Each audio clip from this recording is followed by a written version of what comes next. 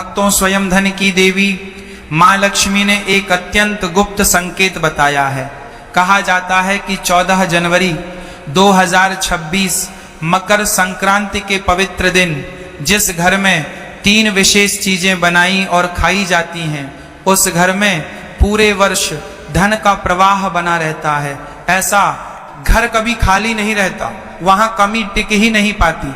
लेकिन भक्तों ध्यान दीजिए, मकर संक्रांति के दिन सिर्फ लड्डू, पेड़ा या बर्फी खाना ही शुभ नहीं होता, बल्कि एक ऐसी साधारण सी चीज है जिसे अगर आप सच्चे मन से उस दिन खा लेते हैं तो मां लक्ष्मी की कृपा इतनी प्रबल हो जाती है कि धन संभालना तक कठिन हो जाता है। पर भक्तों, जितना जरूरी सही चीज खाना है, उतना ही जरूरी है गलत चीजों से दूर रहना, क्योंकि मां लक्ष्मी ने यह भी स्पष्ट किया है कि मकर संक्रांति के दिन अगर भूल कर भी एक विशेष प्रकार का भोजन घर में बना या खाया गया तो पूरा परिवार धीरे धीरे आर्थिक पतन की ओर बढ़ने लगता है। ऐसे घर से महालक्ष्मी बिना शोर किए विदा ले लेती है।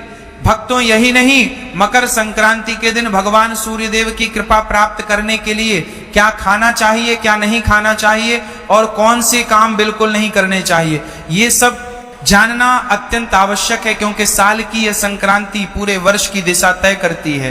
कहा जाता है कि जो लोग मकर संक्रांति के पवित्र दिन 5 विशेष गलतियां कर बैठते हैं, उनके जीवन में कंगाली आने में देर नहीं लगती। उनके घर में पैसा आता तो है लेकिन टिकता नहीं, और जिस घर में धन नहीं टिकता वहां सुख भी नहीं टिकता। भक्तों, यह वीडियो सिर्फ जानकारी नहीं है, यह एक चेतावनी है, क्योंकि मकर संक्रांति की शुरुआत में की गई छोटी सी भूल पूरे साल भारी पड़ सकती है। और जो लोग इस तरह की बातें आधी अधूरी सुनते हैं, वे अक्सर जीवन में भी अधूरी ही सफलता पाते हैं। इसीलिए भक्तों, आपसे निवेदन है, इस वीडियो को अंत तक ध्यान से देखिए। बीच में छोड़ना, काट काट कर देखना या नजरअंदाज करना स्वयं अपने भाग्य को नजरअंदाज करने जैसा है। आगे इस वीडियो में हम आपको बताएंगे एक ऐसी चीज जिसे अगर आप मकर संक्रांति को घर ले जाते हैं तो आपके घर में धन की कमी कभी नहीं होती। 3 ऐसे कार्य जिनसे मां लक्ष्मी तुरंत प्रसन्न होती हैं, और वह चीजें जिन्हें मकर संक्रांति से पहले घर से निकाल फेंकना अत्यंत आवश्यक है। भक्तों, मकर संक्रांति का दिन बहुत ही पवित्र और शक्तिशाली होता है। इस दिन किया गया हर कार्य कई गुना फल देता है, इसलिए कोई भी गलती चाहे अनजाने में ही क्यों ना हो, आपके जीवन पर भारी प्रभाव डाल सकती है। इसीलिए आगे की सारी बातें हम आपको क्रम से पूरी स्पष्टता के साथ बताएंगे। भक्तों, अब हम आपको बताते हैं उन विशेष चीजों के बारे में जिन्हें अगर आप 14 जनवरी मकर संक्रांति के दिन अपने घर में ले आते हैं तो धन की दिशा स्वयं आपके घर की ओर मुड़ जाती है। कहा जाता है कि इन वस्तुओं का संबंध सीधे मां लक्ष्मी की स्थायी कृपा से होता है। सबसे पहली चीज है धातु का कछुआ। भक्तों, शास्त्रों में कछुए को स्थिरता और धैर्य का प्रतीक माना गया है। जिस घर में धातु का कछुआ स्थापित होता है वहां धन आता तो है, लेकिन उससे भी बड़ी बात यह है कि धन टिकता है। ऐसे घर में अचानक खर्चे नहीं बढ़ते और पैसों की तंगी बार बार नहीं आती। अगर आप इसे अपने घर की तिजोरी, पूजा स्थल या कार्यस्थल पर रखते हैं तो तरक्की के रास्ते धीरे धीरे खुलने लगते हैं। दूसरी अत्यंत शुभ वस्तु है तुलसी का पौधा।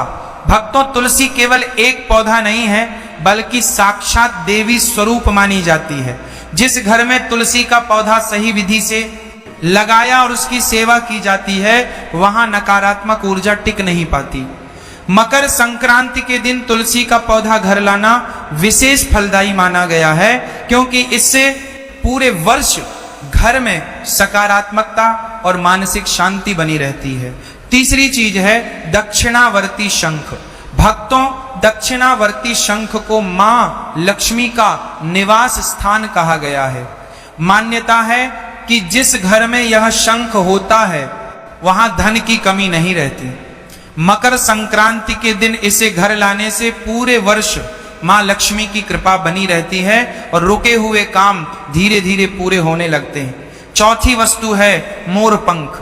भक्तों, मोरपंख भगवान श्री कृष्ण को अत्यंत प्रिय है। इसे घर लाने हैं, इसे घर लाने हैं। भक्तों, मोरपंख में रखने से न केवल आर्थिक स्थिति मजबूत होती है, बल्कि घर में आपसी प्रेम और सौहार्द भी बना रहता है। माना जाता है कि मोर पंख घर की नकारात्मक दृष्टि को भी दूर करता है। पांचवी चीज है लघु नारियल। मकर संक्रांति के दिन लघु नारियल को खरीदकर विधि विधान से पूजा करने के बाद तिजोरी में रखना अत्यंत शुभ माना गया है। ऐसा करने से धन संपत्ति में धीरे धीरे वृद्धि होती है और परिवार में समृद्धि बनी रहती है। भक्तों ध्यान रखिए, इन चीजों को केवल दिखावे के लिए नहीं, बल्कि श्रद्धा और विश्वास के साथ घर में लाना चाहिए, क्योंकि मां लक्ष्मी भाव देखती है, दिखावा नहीं। अब आगे हम आपको बताएंगे कि मकर संक्रांति के दिन कौन से काम भूल कर भी नहीं करने चाहिए, क्योंकि जितना जरूरी शुभ चीजें अपनाना है, उतना ही जरूरी अशुभ कर्मों से दूर रहना भी है। भक्तों, अब हम आपको उन गलतियों के बारे में बताने जा रहे हैं जो 14 जनवरी मकर संक्रांति के दिन अक्सर लोग अनजाने में कर बैठते हैं। लेकिन शास्त्रों के अनुसार यही छोटी छोटी गलतियां पूरे साल की आर्थिक स्थिति और मानसिक शांति को प्रभावित करती हैं। सबसे पहली और सबसे बड़ी भूल है लड़ाई झगड़ा और वाद विवाद। मकर संक्रांति के पवित्र दिन अगर घर में कलह होती है तो पूरे वर्ष उसी ऊर्जा का प्रभाव बना रहता है। कहा जाता है कि जिस घर में संक्रांति के दिन अशांति होती है, वहां मां लक्ष्मी प्रवेश करने से कतराती है। इसलिए इस दिन घर में शांति, संयम और मधुरवाणी बनाए रखना अत्यंत आवश्यक है।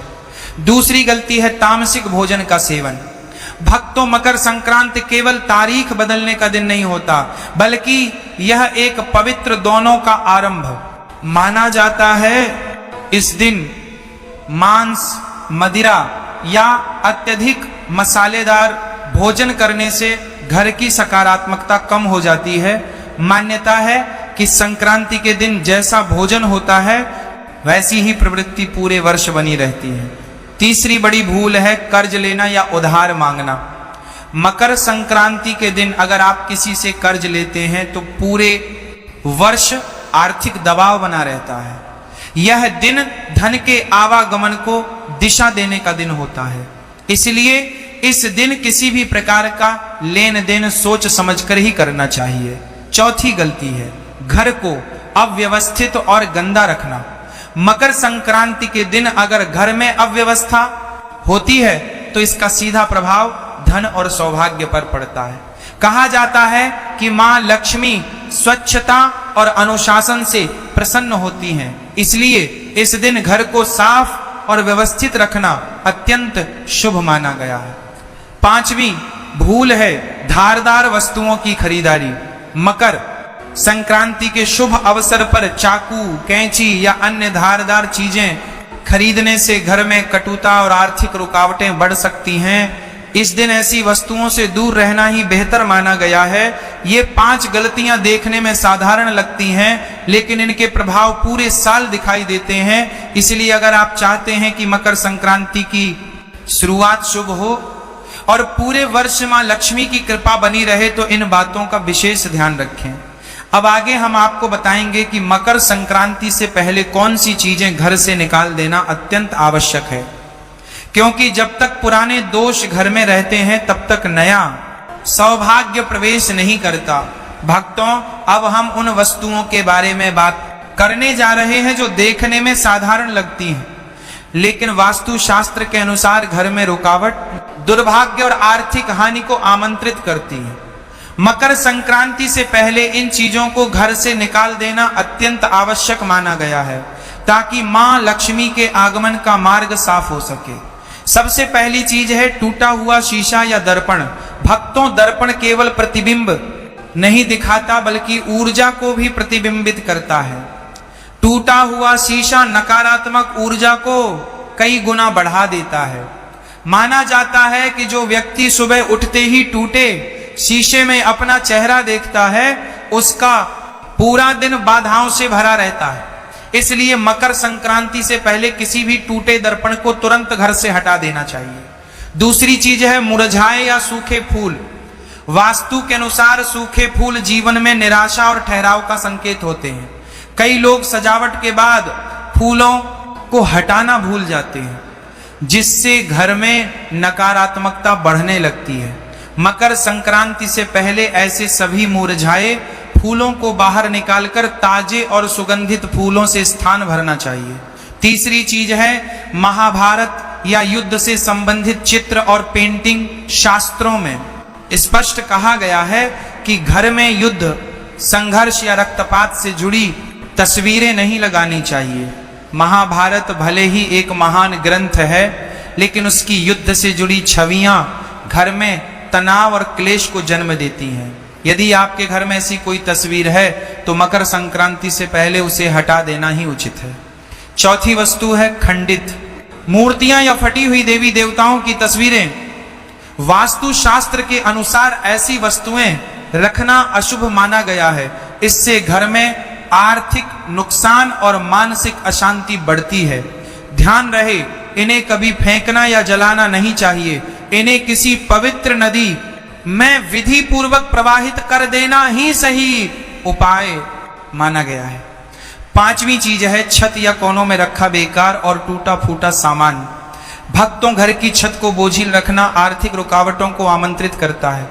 कई बार सफाई के बाद निकला कचरा छत पर जमा कर दिया जाता है, जो धीरे धीरे नकारात्मक ऊर्जा का स्रोत बन जाता है। मकर संक्रांति से पहले छत और कोनों को पूरी तरह खाली और स्वच्छ कर देना चाहिए। जब घर से पुराने और अशुभ तत्व निकलते हैं तभी नया सौभाग्य प्रवेश करता है। इसलिए इन बातों को हल्के में ना लें। अब आगे हम आपको बताएंगे कुछ और ऐसी चीजें जिनकी अनदेखी आपके अच्छे समय को कठिनाइयों में बदल सकती है। भक्तों, अब हम उन चीजों के बारे में बताएंगे जिन्हें लोग अक्सर छोटी बात समझकर नजरअंदाज कर देते हैं, लेकिन वास्तु शास्त्र के अनुसार यही चीजें धीरे धीरे घर की सकारात्मक ऊर्जा को कमजोर कर देती हैं और आर्थिक तरक्की में रुकावट बनने लगती हैं। छठी चीज है मकड़ी के जाले और जमा हुई गंदगी। कहा जाता है कि जहां मकड़ी के जाले होते हैं वहां सौभाग्य फंस जाता है। जिस घर में लंबे समय तक सफाई नहीं होती वहां लक्ष्मी माता का वास स्थायी नहीं रह पाता। जैसे दीपावली पर घर की विशेष सफाई की जाती है, वैसे ही मकर संक्रांति से पहले भी घर के हर कोने को साफ करना अत्यंत आवश्यक है। सातवीं चीज है खराब या बंद पड़े ताले। भक्तों, ताला केवल दरवाजा बंद करने का साधन नहीं है, बल्कि यह भाग्य के द्वार का प्रतीक भी माना जाता है। जो ताले जंग लगे हों, टूटे हों या इस्तेमाल में ना आ रहे हों, वे घर में रुकावट और दुर्भाग्य का संकेत बन जाते हैं। ऐसे ताले करियर में अड़चन और धन के रास्तों को बंद कर देते हैं। इसलिए मकर संक्रांति से पहले सभी खराब तालों को घर से निकाल देना चाहिए। आठवीं चीज है पुराने, फटे या उल्टे पड़े जूते चप्पल। वास्तु के अनुसार जूते चप्पल जीवन के संघर्ष से जुड़े होते हैं। घर में फटे जूते चप्पल रखने से संघर्ष और मेहनत बढ़ती जाती है, लेकिन परिणाम कम मिलते हैं। अगर कोई चप्पल उल्टी पड़ी हो तो उसे तुरंत सीधा कर देना चाहिए। मकर संक्रांति से पहले पुराने जूते चप्पल घर से बाहर निकाल देना शुभ माना गया है। नौवीं चीज है कपल्स के कमरे में हिंसक या जंगली जानवरों की तस्वीरें, जैसे सुअर, भालू, आक्रामक पक्षी या अन्य हिंसा दर्शाने वाली आकृतियां। वास्तु शास्त्र के अनुसार ऐसी तस्वीरें रिश्तों में तनाव और घर में अशांति बढ़ाती हैं। इससे आर्थिक स्थिरता भी प्रभावित होती है। इसलिए मकर संक्रांति से पहले हृदय बहुत सीधा और भगवान में श्रद्धा से भरा हुआ था। मकर संक्रांति का पावन दिन आया। नगर के लोग दान पुण्य कर रहे थे। नंददास मन ही मन सोचने लगे कि मेरे पास तो अधिक धन नहीं है, मैं क्या दान दूं। फिर उनके मन में विचार आया कि दान का मूल्य सामान से नहीं, भावना से होता है। उन्होंने घर का सादा भोजन बनाया, थोड़ा गुड़ और तिल एकत्र किया, एक पुराना लेकिन साफ कंबल साथ लिया और समीप रहने वाले वेदपाठी सत्कर्मी ब्राह्मण के घर जा पहुंचे। वहां उन्होंने विनम्र भाव से कहा कि आज मकर संक्रांति के पावन दिन पर भगवान के नाम से यह छोटा सा दान स्वीकार करें। ब्राह्मण अत्यंत प्रसन्न हुए। उन्होंने नंददास के सिर पर हाथ रखकर आशीर्वाद दिया और कहा कि आज तुमने श्रद्धा और सच्चे मन से दान किया है। मकर संक्रांति के दिन दिया गया दान केवल इस जन्म तक सीमित नहीं रहता, इसका फल अगले जन्मों तक साथ चलता है। यह सुनकर नंददास का हृदय भावुक हो गया। वे चुपचाप लौट आए, पर उनके मन में बड़ी शांति और आनंद भर गया।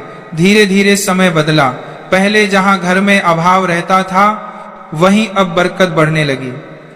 छोटा व्यापार बढ़ा, परिवार में सुख शांति आई, मन में चिंता कम हुई और संतोष बढ़ता चला गया। नंददास समझ गए कि दान से धन कम नहीं होता, बल्कि ईश्वर की कृपा बनकर लौटता है। जब कालांतर में उनका शरीर छूट गया और आत्मा आगे बढ़ी, तो देवदूतों ने कहा कि इसने मकर संक्रांति के दिन श्रद्धा से ब्राह्मण को दान दिया था, इसका पुण्य इसके साथ चलेगा। अगले जन्म में वही आत्मा एक संपन्न और सद्गुणों से युक्त परिवार में जन्मी। जहां पहले मांगने की स्थिति थी, वहां अब देने की सामर्थ्य लेकर पैदा हुए। जीवन में ऐश्वर्य के साथ साथ करुणा और दया का भाव भी साथ रहा। इस प्रकार यह अनुभव सत्य सिद्ध हुआ कि मकर संक्रांति के दिन योग्य ब्राह्मण, गरीब और जरूरतमंद को श्रद्धा से दिया गया। दान पापों को घटाता है, पुण्य को बढ़ाता है, दरिद्रता को दूर करता है और उसका फल इस जन्म में भी मिलता है और अगले जन्मों में भी साथ चलता है। दान की वस्तु छोटी हो या बड़ी, यदि हृदय से दी जाए तो उसका फल अनंत हो जाता है। कथा समाप्त होने के बाद अब आप यह समझिए, मकर संक्रांति के दिन सूर्यदेव की पूजा विशेष फल देने वाली मानी गई है। स्नान और दान के बाद सूर्य की आराधना अवश्य करनी चाहिए। तांबे या पीतल के लोटे में पहले थोड़ा गंगा जल और फिर शुद्ध जल भरें, उसमें रोली और लाल पुष्प डालें और सूर्य देव को अर्घ्य अर्पित करें। ओम सूर्याय नमः का जप करें। अर्घ्य देते समय लोटे को इस प्रकार रखें कि गिरती हुई जलधारा के बीच से सूर्य दिखाई दें। यही अर्घ्य देने की विधि है। इसके बाद सूर्य की परिक्रमा करें और उस जल को अपने मस्तक से लगाएं। यदि तिल से बनी मिठाई हो तो सूर्य देव को भोग लगाएं और विनम्र भाव से प्रार्थना करें कि हे सूर्य देव, आज आपके उत्तरायण होने पर मैं आपकी उपासना करता हूँ। कृपा कर जीवन की बाधाओं को दूर करें और मेरे कर्मों में प्रकाश भरें। मकर संक्रांति पर स्नान, दान और सूर्य की उपासना तीनों अत्यंत महत्वपूर्ण माने गए हैं। यदि केवल यही तीन कार्य श्रद्धा से कर लिए जाएं तो भी बड़ा कल्याण होता है। बाकी जो नियम निभा सकें वे अवश्य अपनाएं। यह दिन केवल तिथि नहीं, बल्कि नए संकल्प और नई ऊर्जा का शुभ अवसर है। सूर्यदेव उत्तरायण होकर हमें यह संदेश देते हैं कि जीवन में अंधकार छोड़कर प्रकाश की ओर बढ़ना चाहिए, नकारात्मकता त्याग कर सकारात्मकता अपनानी चाहिए और आलस्य छोड़कर कर्मपद पर आगे बढ़ना चाहिए। अब वर्ष 2026 की मकर संक्रांति की तिथि भी स्पष्ट सुन लें। मकर संक्रांति 2026 में बुधवार 14 जनवरी को मनाई जाएगी। इसी दिन सूर्य मकर राशि में प्रवेश करेंगे। उसी क्षण से उत्तरायण का शुभारंभ माना जाता है। यह दिन षटतिला एकादशी का भी रहेगा, इसलिए 14 और 15 की जो उलझन है उसे छोड़ दीजिए और 14 जनवरी को विधिवत मकर संक्रांति का पर्व हर्ष और श्रद्धा से मनाइए। भक्तों, मकर संक्रांति का पर्व बहुत ही बड़ा और विशेष माना जाता है। भक्तों, जब सूर्य धनु राशि से निकलकर मकर राशि में प्रवेश करते हैं तो उसी दिन को मकर संक्रांति कहते हैं। भक्तों, भारत देश में इसे अलग अलग जगहों पर अलग अलग नामों से जाना जाता है। जैसे उत्तर भारत में इसे खिचड़ी, पंजाब में लोहड़ी, दक्षिण भारत में पोंगल के नाम से मनाया जाता है। भक्तों, इस साल पूरे भारत देश में सभी लोगों के मन में यह कन्फ्यूजन बना हुआ है कि इस बार हमें मकर संक्रांति 14 जनवरी को मनानी है या 15 जनवरी को। भक्तों, मकर संक्रांति उस दिन मानी जाती है जिस दिन सूर्य मकर राशि में प्रवेश कर रहे होते हैं या सूर्य का गोचर मकर राशि में हो रहा होता है।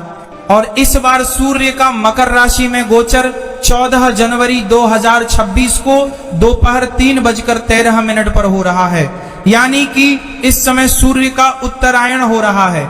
इस हिसाब से इस बार 14 जनवरी को ही मकर संक्रांति का पर्व मनाया जाएगा।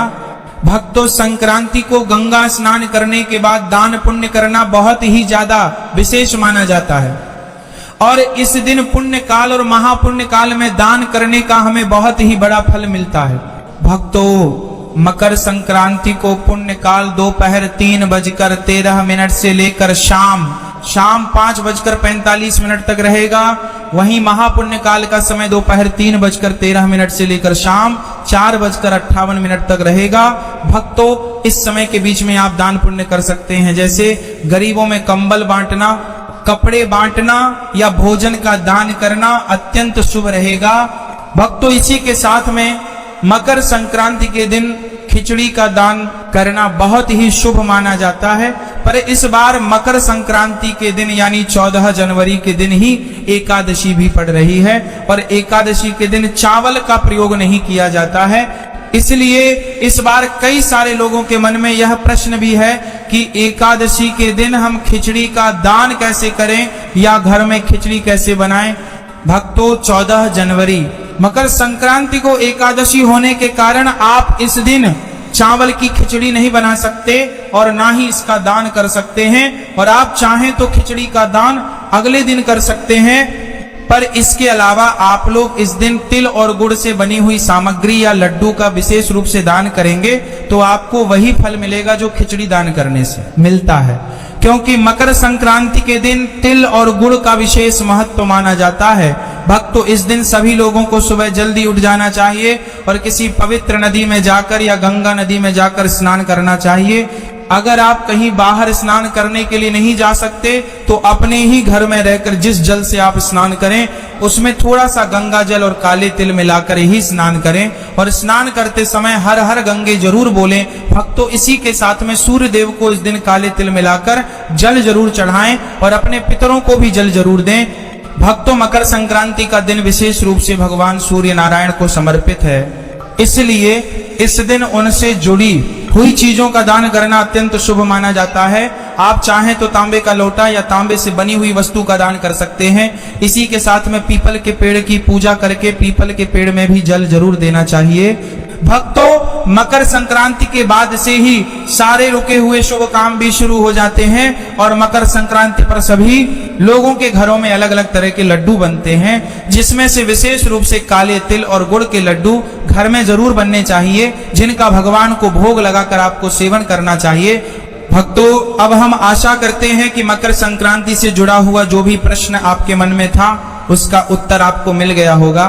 फिर भी अगर आपके मन में कोई प्रश्न हो तो वह आप हमसे कमेंट करके पूछ सकते हैं और आप हमारी यह वीडियो कहां से देख रहे हैं यह भी कमेंट में जरूर बताएं। राधे राधे मेरे प्रिय भक्तों।